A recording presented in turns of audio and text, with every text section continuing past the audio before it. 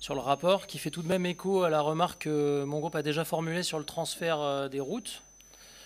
Dans cette assemblée, on aime bien répéter que la majorité dit ce qu'elle fait et qu'elle fait ce qu'elle dit. Or, on utilise régulièrement les outils, certes permis par le Code général des collectivités territoriales, pour retirer des séances publiques le maximum d'informations et de délibérations. Il y a un certain nombre de maires et d'élus municipaux dans cette assemblée, et chacune et chacun dans votre commune, toutes les délibérations, sans exception, elles sont publiques. Qu'elles soient jugées parfois très techniques, anodines, n'enlèvent rien au principe républicain de délibérer en public. Et c'est ce qui permet le contrôle des majorités par les oppositions et surtout par tout citoyen ou citoyenne qui souhaite le faire.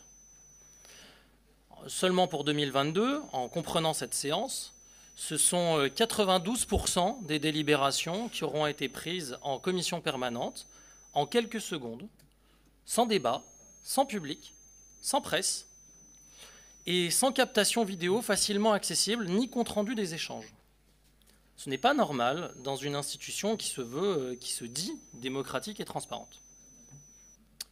Et rien qu'aujourd'hui, est-ce que c'est normal que nous ne parlions pas en public de la contractualisation relative à la stratégie nationale de prévention et de protection des droits de l'enfance, 6,5 millions d'euros? Est-ce que c'est normal que nous n'étudions pas ensemble le rapport d'exécution du plan pauvreté? Est-ce que c'est normal que les orientations du programme Un arbre, un habitant ne soient pas non plus discutées en séance publique?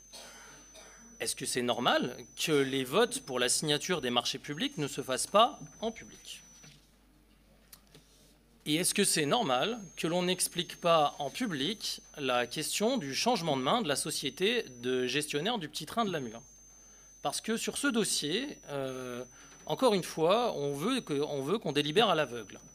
On a fait des demandes en commission d'obtenir le contrat qui lie le contrat de délégation de service public, qui lie le département à la société délégataire qui gère le petit train de la Mure. Et ce contrat, contrairement à ce qui nous a été promis en commission, ne nous a pas été transmis. Et donc l'information des conseillers et conseillères départementaux sur cette délibération que nous prendrons en commission permanente cet après-midi, elle est insuffisante. Le petit train, il est confié à un fonds luxembourgeois qui a pour seule expérience de gestion, à notre connaissance, et c'est ce qui est écrit dans la délibération, des routes en Lettonie ou en Irlande, ainsi que des parkings en Italie.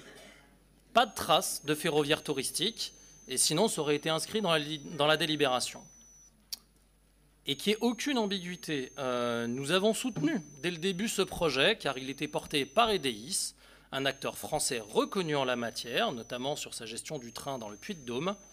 Mais aujourd'hui, nous nous inquiétons, et je crois légitimement, pour le patrimoine isérois qui va être géré par un acteur qui semble ne pas avoir d'expérience dans les trains touristiques, et pour l'ensemble de l'argent engagé dans ce contrat, plus de 100 millions d'euros sur 20 ans. Alors, pourquoi EDIS revend-il 70% de ses parts?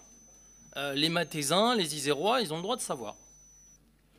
On pourrait continuer à nous interroger de la même manière concernant la conclusion de la concertation publique pour le contournement de Chirins ou la stratégie opérationnelle en faveur des cycles. On pourrait continuer comme ça longtemps parce que la liste, elle est interminable. Cette opacité, elle va de pair avec une méthode de gouvernance et une relation avec votre opposition qui n'est pas digne d'une institution républicaine. Nos coprésidentes ont exprimé, au nom du groupe, de plusieurs manières, la volonté d'être une opposition constructive. Et ça s'est traduit de plusieurs façons. Comme vous l'aviez suggéré, nous avons transmis nos amendements dès les commissions lors de la dernière séance. Ça n'a absolument rien changé, ni dans leur traitement, ni dans votre manière de les aborder, Monsieur le Président. Et donc pour préparer cette session dédiée au budget, il nous a été refusé de débattre dans les commissions thématiques concernées des budgets relatifs à chacune des politiques, comme ça se fait habituellement. En séance en décembre, vous nous avez dit ne pas avoir que ça à faire, que de nous transmettre des documents qui étaient demandés. C'est sur les captations vidéo du département, j'invite chacune et chacun à pouvoir les consulter. Et c'est pourtant une nécessité et une obligation légale que de transmettre aux élus les informations leur permettant de délibérer en connaissance de cause. Ce n'était clairement pas comme ça dans le mandat précédent.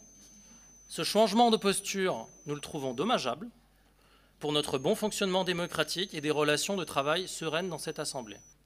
Et donc, dans ce souci d'une nécessaire plus grande transparence et la capacité d'exercer un contrôle démocratique qui soit sain, nous ne souhaitons pas ajouter de nouvelles délégations à la commission permanente et nous ne voterons donc pas ce rapport. Je vous remercie.